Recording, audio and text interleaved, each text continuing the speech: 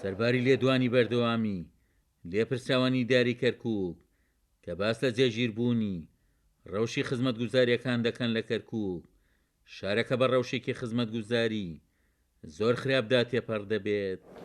اليوم أيضا تناقشنا في آلية حصول مواطن كركوك على المحسن. دانیشتوانی شارەکە ئەماژە بە خراپی ڕەوشی کارەبا و سوتەمەنی دەکەن کە دۆخی دانیشتوانی پارێزگاکەی تەواو نیگەران کردووە.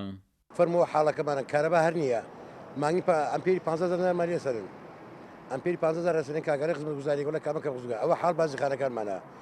ڕۆژێ لەم نەوتە پتاکاندان ئەڕوا ڕۆژێکە لێ سقوتی کرد، یعنی ژیانمانی بەدەستەمینە وڵای نە خزمەتگوزاریە نە هیچەیە لەم شاری. ئەوە حاڵ بازیخانەکانمانە باوەڕ کرد 2 ساعتی سال سرێ بازی ناوەسی بە پتاقەشمان دەنێ ئێوە تا لە هەموو عێراقەکەی سواه بووە، لە هەموو عێراق لە کەرکووک دەرچووە پتاقانی لە شوێنێکە.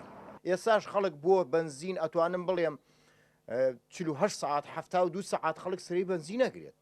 چۆنە مەکەم و کوڕینیە شخصی خۆم من کارەبا کاتی خۆی 8,000 نارمەدەیسە من ئەمپێری 16,000 ناردم 8 ئەمپێر دوکانەکەمەیە 6 ئەمپێرش ماڵمەیە من کەواتە کرێکی دەسی مۆلیدم. نەوتەکەی ژێری خۆمانە دەرێکن تا ئێسا کەرکووک مەسفایەکی نەوتی نییە بیکاتە بنزین تعبیەی کابیداتە خەڵک.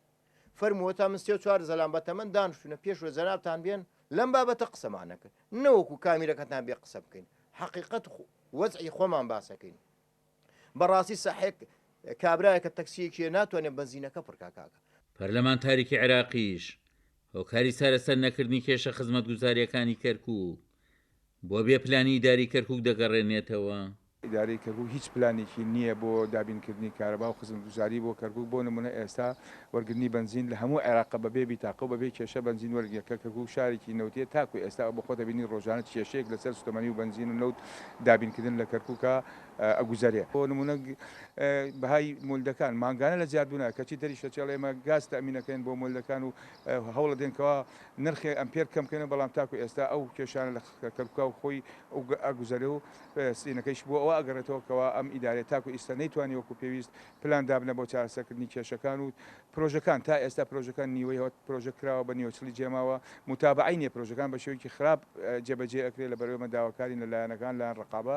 ئێمەش وەکو خۆمان وەک پەرلەمانکارەکان ئیتر ناوەسین لەسەر ئەم شتانە بەڕاستی بەدادچنی تایبەتی بۆ ئەوکەین بۆ بتوان ئەو کێشان و خەڵکی کەرکووک لەو نەهامەتی و لەو بێخزمەتیە ڕزگار بکەین. لە نێوان لێدوانی لێپرسراوانی داری کەرکووک و خراپی ڕەوشی هاوڵاتیان پرسیارێک دێتە پێشەوە هۆکارچی ئیداری کەرکووک دەیەوێ وای پیشان بدا کە ڕەوشی خزمەتگوزاری لە کەرکووک جێگیرە لە کاتێکدا وڵاتیانی شارەکە ئەو جۆرە لێدوانانە ڕەت دەکەنەوە. عومەر غەریب، کورسات نیوز، کەرکووک.